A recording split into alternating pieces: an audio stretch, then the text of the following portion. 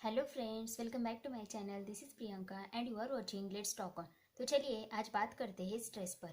Stress is that state of mind where mind and brain flooded with disturbing thoughts which affects our confidence, our studies and sometimes affects our daily routine also.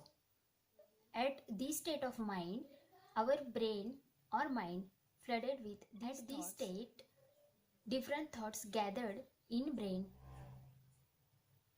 At this state, different thoughts gathered and start disturbing our confidence, our mental balance, our mental peace, and so many things. यह एक type का burden होता है जो कि mental level पर ही ज़्यादा feel किया जाता है। यह हमारी कई सारी चीज़ों को अफेक्ट करता है और इसी के कारण हमारी डिसीजन मेकिंग पावर भी लो हो जाती है। हमारा ध्यान हमारे लक्ष्य से हटने लगता है, तो कहीं ना कहीं इस स्ट्रेस को रिलाइव करना ज़रूरी होता है, क्योंकि अगर यह स्ट्रेस सर्टन लेवल के आगे चला गया तो इसकी जगह डिप्रेशन नाम का मॉन्स्टर ले लेगा। यह अगर सर्टन एक्सटेंट के आगे चला गया तो इसकी जगह डिप्रेशन नाम का मॉन्स्टर ले लेता है। इसलिए इससे जितनी जल्दी हो सके उतनी जल्दी छुटकारा पाना ज़रूरी होता है। स्ट्रेस कई जगह पर या कई तरीक़ों से फील किया जाता है, जैसे कि वर्क प्लेस पे हम स्ट्रेस फील करते हैं, ऑफिस में, या समटाइम्स हमें स्टडीज़ का प्रेशर होता है, या समटाइम्स एग्ज़ाम का बर्डन या प्रेशर जिसे हम कहते हैं वो होता है। तो यह अगर प्रेशर हमारी लाइफ में ऐसे ही बना रहा तो हमारा माइंड कभी पीसफुल नहीं रह सकता, या हमारा ब्रेन भी कभी पॉजिटिव एंगल से या वाइडर स्कोप से कभी सोच नहीं सकता। इसलिए इस स्ट्रेस को जल्द से जल्द हमारी लाइफ से बाहर निकालना ज़रूरी होता है। तो इसके लिए मैं आपके साथ कुछ टिप्स, बोलो आप, वो मैं आपके साथ शेयर कर रही हूँ। तो चलिए स्टार्ट करते हैं। फर्स्ट टिप आती है कि start taking food which contains vitamins, fibre and nutrition.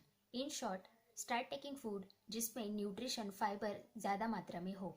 यह हमारे बॉडी को बॉडी में जितनी भी चीज़ें ज़रूरी होती है उसको मेंटेन रखता है। जितनी भी विटामिन्स या मिनरल्स की कमी होती है उसको पूरी करता है। उसके बाद सफिशिएंट इनटेक ऑफ वाटर। यह तो आपने कई जगह पे सुना होगा कि वाटर हमारे बॉडी के लिए कितना सफिशिएंट होता है। जैसे कि हमारी बॉडी भी 70% ऑफ वाटर से ही बनी होती है, इसलिए हमारी बॉडी को पानी की ज़्यादा आवश्यकता होती है। इसीलिए हो सके तो दिन में कम से कम 3 से 4 लीटर पानी पीना ज़रूरी होता है, जिसके कारण हमारे ब्रेन को भी सफिशिएंट मात्रा में वाटर की ज़रूरत होती है, वो भी भर जाएगी और हमारी बॉडी भी पानी से भरी रहेगी और हमेशा तरोताज़ा आप फील करोगे। इसलिए सफिशिएंट इनटेक ऑफ वाटर भी लेना ज़रूरी होता है। उसके बाद आता है स्टार्ट प्रैक्टिसिंग योगा या एक्सरसाइजेस। आप में से सभी लोग या हम सब अभी घर पर ही है, या हम चाहे तो दिन में आधा घंटा या 1 घंटा निकाल कर भी आप योगा या एक्सरसाइज कर सकते हो। उसके बाद आता है मेडिटेशन। मेडिटेशन तो ये स्ट्रेस रिलाइविंग के लिए एकदम हेल्पफुल रेमेडी है, जो कि आप आसानी से घर पर बैठे कर सकते हो।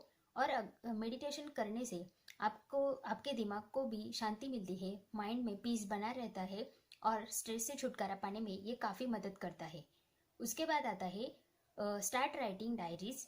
जैसे कि आप दिन में क्या क्या करते हो, क्या क्या काम आपने किया, कितनी प्रोडक्टिव तरीके से किया, या टू डू लिस्ट भी आप बना सकते हो आपकी डायरीज में, जो कि आपको अगले दिन के काम में हेल्प करेगी। और डायरी लिखने से आपको ये भी पता चलता रहेगा कि आपके वर्क के प्रति या आपके एम के प्रति कितने एफर्ट्स डाल रहे हो, या कितना काम आपका सही ढंग से चलता आ रहा है। इस पर भी आप आसानी से नज़र रख सकोगे, और जिसके कारण आपको स्ट्रेस भी नहीं होगा और आपकी चीज़ें आसानी से आपके अकॉर्डिंग चलती रहेगी। इसलिए डायरी लिखना शुरू करो। बट डायरी लिखते वक्त आप अपने खुद के एक्सपीरियंस या खुद के माइंड में आने वाले थॉट्स, या खुद के दिन में आज हमने क्या किया, क्या नहीं किया, कितनी प्रोडक्टिव तरीके से चीज़ें की, या कुछ आपको जो सीक्रेट्स बातें हैं जो कि आप किसी और के साथ शेयर नहीं करना चाहते, तो वो आप डायरी में लिख सकते हो। लेकिन मेक श्योर कि आपकी डायरी किसी गलत पर्सन के हाथ में नहीं लगनी चाहिए। क्योंकि ये इसका ड्रॉबैक क्यों है, क्योंकि अगर हमारी डायरी है यह हमारी पर्सनल थिंग होती है, जिसमें हम खुद के थॉट्स लिखते रहते हैं। और अगर यह डायरी किसी अननोन या किसी गलत इंसान के हाथ में पड़ गई तो वो हमारे लिए मतलब थोड़ा हार्मफुल हो सकता है, इसलिए ये सेफ रखना भी ज़रूरी होता है। उसके बाद stop over thinking.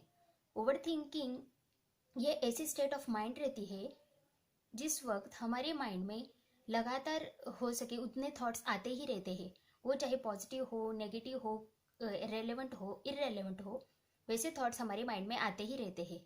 But in thoughts को वैसे ओवर थिंकिंग, एक एंगल से देखा जाए तो ओवर थिंकिंग गलत नहीं होती। हमें कहीं ना कहीं जाकर के कुछ चीज़ों के बारे में इन डेप्थ एनालिसिस भी करना होता है, लेकिन कुछ सर्टेन लिमिट तक। देखो, ओवर थिंकिंग की वजह से माइंड अगर हमेशा ही इसी थॉट से भरा रहा तो हमारा ब्रेन कभी एम्प्टी नहीं रहेगा। अगर इस थॉट से अगर हमारा ब्रेन फ्लडेड रहा तो हम कुछ दूसरे नई नई चीज़ों को आने में दिक्कत हो सकती है। जैसे कि आप कुछ नई चीज़ें सीखना चाहोगे तो वो भी आने में दिक्कत हो सकती है। क्यों? क्योंकि आप ओवर थिंक करते हो। तो ओवर थिंक करो, बट कुछ सर्टेन एक्सटेंट तक करो। और ऐसी ओवर थिंक करने से मतलब अगर आपके लाइफ में कुछ पॉजिटिव होने वाला होगा या आपको ओवर थिंक करने से कुछ फ़ायदा होने वाला होगा तो ही आप ओवर थिंक करो, बट टू सम एक्सटेंट। सो इसी तरीके से आज हमने देखा कि स्ट्रेस क्या होता है और स्ट्रेस मतलब किन किन जगहों पे हम फेस करते हैं, और इस स्ट्रेस से रिलाइव करने के लिए हम घर पर आसानी से क्या क्या चीज़ें जो हमारे हाथ में है वो कर सकते हैं और ऐसे अपने स्ट्रेस से छुटकारा पा सकते हैं। तो ये थी मेरी आज की वीडियो जे स्ट्रेस की। आजकल हम सारे लोग स्ट्रेस से बहुत काफ़ी परेशान रहते हैं, तो प्लीज़ ये कुछ मेरी टिप्स थी, वो आप ज़रूर आजमा के देखना। आपको अच्छा महसूस होगा और आपके स्ट्रेस से रिलीफ मिलने में भी काफ़ी हेल्प होगी। So thank you for watching. Stay tuned, stay connected, bye bye.